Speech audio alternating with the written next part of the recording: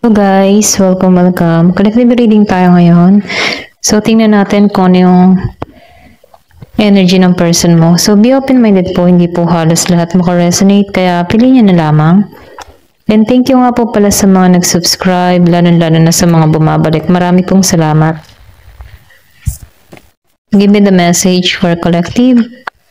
Ano yung current energy ng person mo? Give me the message for collective. Ano yung current energy ng person mo?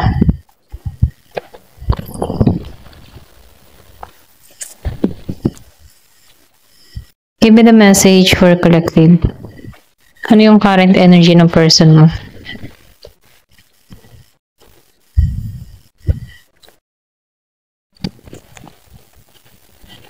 Give me the message for collective. Ano yung current energy ng person mo?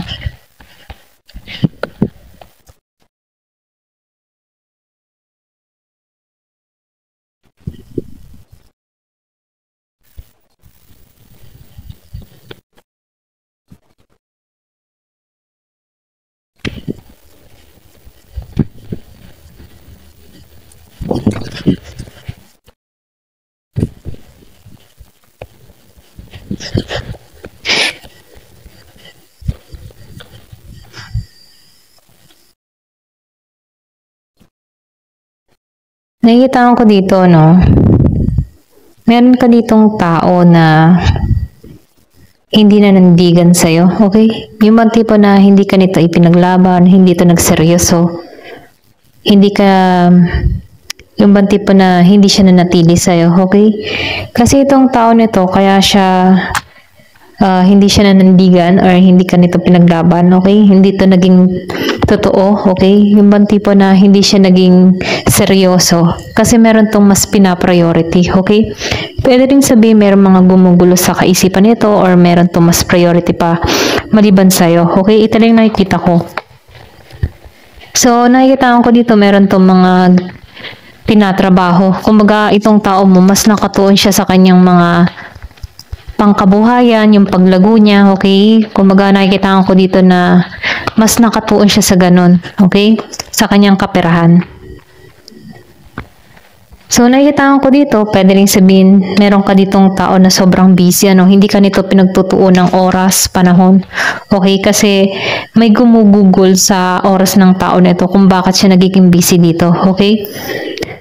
So, nakikita ko dito, yung iba sa inyo, wala pang pagkikita, wala pang pag-uusap ng tao na to. Pwede rin sabihin 4 years, yung iba sa inyo, 4 months, 8 months. Meron din ako nakikita ditong 3 years, okay? Ayan. Meron ako nakikita ditong 44 years old, 43, 48. Meron 58, 54, 53, okay? So, nakikita ko dito na itong tao mo, matagal ng panahon kayong walang usap, yung iba sa inyo hindi halos lahat. Pero ganun pa man, nakikita ko dito, meron ditong travel na nagaganap sa tao mo. Or pwede rin sabihin na isa sa inyo nasa ibang bansa, may distance sa inyong dalawa, okay? Kumbaga, malayong malayo sa bawat isa, okay? Kumbaga, maybe, kaya itong tao na to hindi nakatuon sa'yo. Pwede rin sabihin na meron tong mga trabaho abroad, okay, na kailangan dun siya nakatuon, okay? Kumbaga, nakikita ko dito, may obligasyon. May obligasyon siya kung bakit hindi ka nito pinagtutuunan ng pansin dito, okay? So, meron ako nakikita ditong Aries, meron din ditong Virgo, Capricorn, Taurus, Scorpio, Cancer, and Pisces. So, nakikita ko dito, nagigitong, alam mo yung tipong pinagdadamutan ka, or pwede rin sabihin pinagdamutan ka na, okay? Ng oras, panahon. Itong tao na ito, hindi ito nakapokus sa'yo. Mas nakapokus to sa kanyang trabaho, sa kanyang paglago. Pwede rin sabihin, mas meron tong yung ba tipong meron siyang pinatutunayan or pwede rin sabihin meron siyang mga pinanghuhugutan kung bakit siya nagpapaka-workaholic. Okay? Ito lang nakikita ko. Kung wala pa kayong usap ng tao na to, nakikitaan ko dito, yung iba sa inyo, sumusubsub to sa trabaho para makalimutan ka. Ito lang nakikita ko, Kasi nakikita ko dito, sarado yung nito yung puso ng tao na to, Kumbaga, wala siyang binibigay na oras, atensyon. dito sa'yo, okay? Kumbaga nakikitaan ko dito na naka-priority to sa mga bagay or meron tong mga pinagpupukawan ng pansin, okay? Pero ganun pa man, nakikitaan ko dito, pwedeng energy mo to, okay? Yung hindi nagbibigay ng oras dito. Kasi nakikitaan ko dito, meron ditong taong hindi nagbibigay ng oras sa kapareha niya, okay? Maliban sa'yo or pwede rin sabihin yung person mo. Ayan, so nakikitaan ko rin dito, yung iba sa inyo, meron akong nakikitang pag-alis or pwede rin nagbabala ka mag ibang bansa, ano? Yung iba, no? Meron ako nakikita ditong travel, meron makakaalis dito. Matagal mo na tong hinihiling, okay? Yung iba sa inyo, matagal mo nang hiling na makaalis or pwede rin sabihin ngayon na nagdedire-diretso, okay? Yung swerte, okay? Kumbaga, meron kang hinihiling, meron kang minamanifest na ngayon na nakikita yung resulta, okay? Ito lang yung nakikita ko. So, meron ako nakikita ditong tagumpay na nagaganap dito, okay? Malakas dito yung Aquarius. Yung iba sa inyo, Aquarius, okay? Or pwede rin sabihin, ikaw to, energy mo to, no? Nakikita ko dito na meron tong hiling na matutupad. Kumbaga, nakikita ko dito, no? Nag-failed siya sa relationship, kaya mas nagpo-focus to sa kanyang paglago, okay? Ganon, ito rin nafe-feel ko dito. Diba? Tama yung nafe-feel ko dito. So, mas nagiging kang matalino, okay? Kumbaga, no, nakikita ko dito na meron tong katalinuhang ginagawa. Kumbaga, no, meron ditong tao na nag-focus na lamang siya sa kanyang energy, okay? Mas tinutuon niya yung kanyang sariling paglago. Nagiging siyang wais sa mga desisyon na kanyang tinatahak. Yung bang tipo na nag-iisip siya dito, okay? Kumbaga, nakikita ko dito, yung logic siyang mag-isip, nagiging siyang practical sa sitwasyon. Hindi niya pinaiiral yung kanyang emotion, yung kanyang nararamdaman, okay? Yung kanyang puso, no? So, nakikita ko dito na itong tao na ito, mas pinaiiral nito yung kanyang pagiging practical or pagiging nitong matalino sa pag-iisip, ano? So, nafe-feel ko dito, mas nangingibabod dito sa tao na to yung isip. Pwedeng ikaw to, ano? Ito lang yung nakikita ko or pwede rin ito yung tao mo, no? Kasi nakikita ko dito, meron ditong tao na nakapokus lamang sa kanyang trabaho, okay? Ayan, ito lang yung nakikita ko. Pero ganun pa man, ano, nakikita ko dito yung transformation na nangyayari dito, no?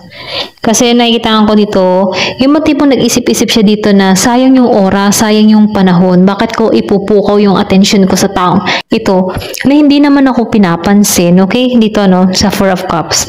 Sayang yung oras at panahon. Intay ako na intay, wala din naman nangyayari. So, focus na lang ako sa sarili ko. Ganun yung energy, no? So, nakikita ko dito, mas nagkakaroon ka ng bagong idea para sa sarili mo, okay? Or pwede rin sabihin, kung ikaw man dito yung hindi namamansin, ano, itong tao mo, kumbaga, ano, nakikita ko dito, nagkakaroon to ng talino, okay? Kung dineded mo to, hindi mo to pinapansin. So, itong tao mo, nakikita ko dito, nagiging siyang matalino sa pagpapasya. Kumbaga, kung matagal mo na itong hindi pinapansin, binalak mo na to, natauhan na to. Okay, ito lang nakikita ko, no? So, meron akong nakikita ditong natatauhan. Ayan, kasi naman sa inyo dito yung natauhan. Kasi itong tao mo, nakikita ko dito na ginagamit nito yung intuition, okay? Intuition niya, yung kutob niya. Kumbaga, sinusunod niya yung inner knowing niya dito, okay? Kumbaga, sinusunod niya yung sarili niya. Kumbaga, maybe binabalanse din niya yung sitwasyon. Ano ba yung tamang gawin? Pagpapasya. Ganun ang person mo dito, no? Or pwede rin ikaw to. Ito rin nakikita ko, merong ganun dito. Nagpapasya, nag-iisip. Ano ba yung dapat kong gawin? Okay, tama pa ba? Tama pang ituloy to. Merong natatauhan. Ayan.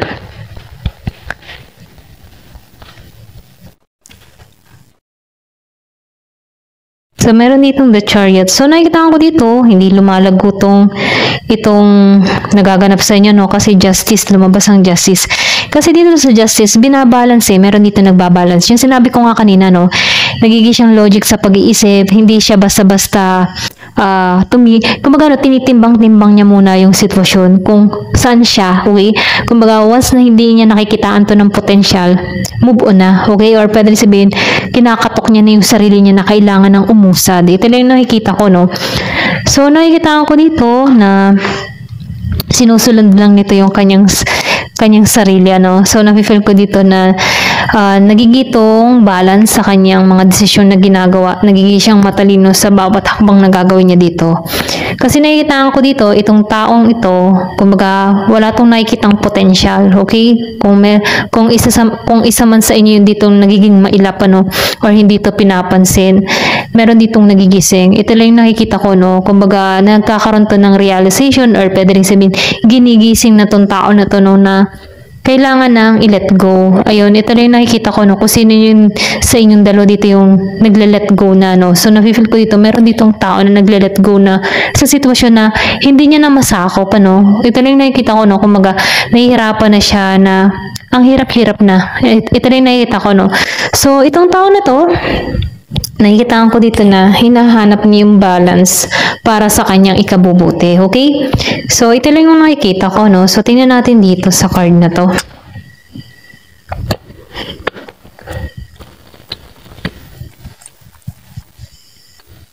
Give me the message.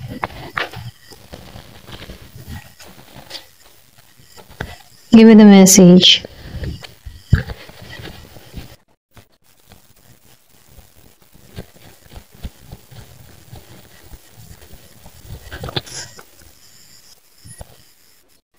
Girl with the snake. So, nakikita ko dito, meron ditong tao, pwede rin merong involved sa inyong dalawa, no? Na meron ditong pumagitna sa connection nyo, or meron ditong nangahasa, no? Pwede rin meron ditong year of the snake, meron ako nakikitang year of the horse, okay? Ito lang yung nakita ko, so piliin nyo lamang kung kaninong energy to. So, napipil ko dito, meron dahilan kung bakit nagkalayo, pwedeng natatauhan ka dito, kung baga tinitimbang mo yung sitwasyon. Kasi meron dito mahirap na sitwasyon na kung nakikita. Pwede rin meron pa rin ditong tao na involved sa connection, alam mo to, okay? Ito lang nakikita ko. Or pwede rin ikaw, meron ka ng iba. Ayan. Give me the message. So, meron ka dito na mirror. Pero ganun pa man, ano, nakikita ko dito yung self-reflection.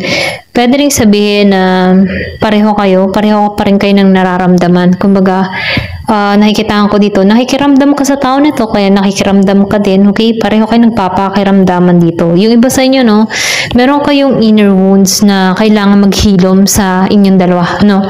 So, nafe-feel ko dito na marami kang dapat matutunan, no? Or pwede rin sabihin itong tao na to, maraming dapat alisan, okay? Or pwede sabihin, bago mag-ayos muli itong connection na to, kailangang hilumin kung ano yung mga nangyari sa nakaraan. Ito lang yung nakikita ko. Pwede rin sabihin, meron ditong hindi pa natapos, okay? Magano, nabitin, okay? So, not enough. So, nakita ko dito na meron ditong hindi confident sa kanyang sitwasyon, okay? Or pwede rin sabihin na ito din yung dahilan kung bakit marami kang tanong sa sarili mo, no? Kung ano pa yung mga kulang sa'yo. Kung bakit nagkakaroon ka dito ng lack of confidence. Pwede rin sabihin na nagkaroon ka dito ng takot, or pwede rin sabihin tumaas yung ego, or pwede rin ito yung nararamdaman ng person mo, no? Nagkaroon to ng ego, takot, okay? Kumaga, meron ditong nagsasabi sa kanyang sarili, bakit hindi pa ba ako sapat, okay? Bakit ako inalisan, hindi pa ba sapat? Ano pang kailangan kong gawin? Mga ganun, no? Ito lang yung nakikita ko. Merong ditong taong nagtanong sa kanyang sarili.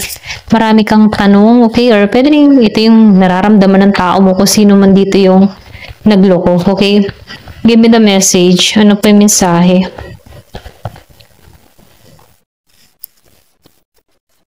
Cut down. So, nakikita ko dito, meron ditong stop the pattern. So, meron ditong tao na, yung nga sinabi ko kanina, natatauhan, okay? Pwede rin ikaw to, or yung person mo, no? Meron ditong lumalayo na, umiiwas na. Kumaga, meron ditong nagbigay ng silent treatment sa connection na to, okay? So, nakita ko dito, meron ditong tao na tumigil na. Kumaga, tama na to. Hanggang doon na lang, okay? Kasi, nagiging siyang logic, kasi lumabas yung pinobserve yun, no? Nagiging siyang logic sa sitwasyon. Kumbaga, hindi siya takot na ikat tong mga tao na hindi nakakatulong sa kanyang pag-grow, okay? Kumbaga, nafe-feel ko dito na inalisan niya to kasi ito yung nagiging hadlang para sa kanya kung bakit siya na-hold sa ganitong sitwasyon, okay? Hindi siya lumalago. So, nafe-feel ko dito, nagkaroon to ng pagpapasya na kailangan na tong tanggalan para sa ikabubuti niya rito, okay? So, piliin niyo na lamang kung alin yung energy niyo dito, no? Kung ramdam mo tong kwento mo, kung ramdam mo ang kwento mo to, no? So, comment ka na lang. Ayan. Thank you for watching. Love and peace.